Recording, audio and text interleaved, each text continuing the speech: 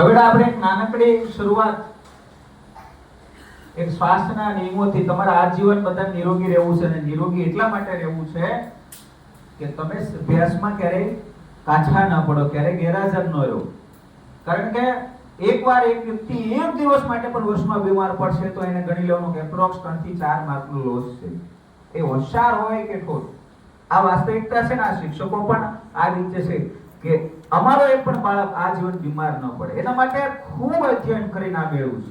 અને હું તમને ગેરંટી આપું છું, તમને નખમાં પણ રોગ નહીં રહે.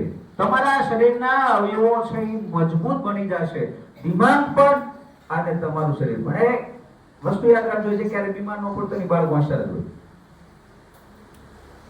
ક્યારે બીમાર ન પડતો એ બાળક હંમેશા હોશિયાર હોવાનો છે. કારણ કે એના દિમાગના પોષક તત્વો છે, એની ચેતના છે એ જાગૃત રહેવાની છે, એમનું શરીર છે એ સકારાત્મક રહેવાનું છે. તો આ 5-6 દિવસના આયોજન તમને આપી રહ્યા છે. આ વિડિયોના માધ્યમથી જે પણ વાલીઓ જોઈ રહ્યા છે એમને પણ નિરોગી રહેવા માટે આ એક સંદેશ છે. સવારે જાગતા મોઢું ધોવા પહેલાની વાત છે, કોગળો પણ નથી કરવાનો. સવારે તમારે સોમવારે 2 થી 3 લસણ કળી ખાઈ લેવી, મંગળવારે મીઠા લીમડાના 5 પાન ખાઈ લેવાના, બુધવારે 1 ચમચી હળદર ખાઈ લેવાની, ગુરુવારે 1 ચમચી મધ, એ પણ હળશેખા પાણી સાથે. હળશેખું બને કે ખૂબ ગરમ નહીં, કારણ કે મધનો ગુણ છે ખૂબ ગરમ કરવામાં તો એ ઝેર બની જાય, ખતરનાક ઝેર બની જાય. એટલા માટે હળશેખું પાણી જેને આંગળીને અહેસાસ થાય ગરમ છે અને હલાવવાનું, ને એમાં પણ એક લીંબુ નાખી દો તો મધનું શરબત છે આ દુનિયાનું સૌથી શક્તિશાળી શરબત છે. બરાબર. અને શુક્રવાર 2 થી 3 લસણની કળી, ફરીવાર રાઉન્ડ શરૂ થશે. શનિવાર મીઠા લીમડાના પાન, રવિવાર 1 ચમચી હળદર.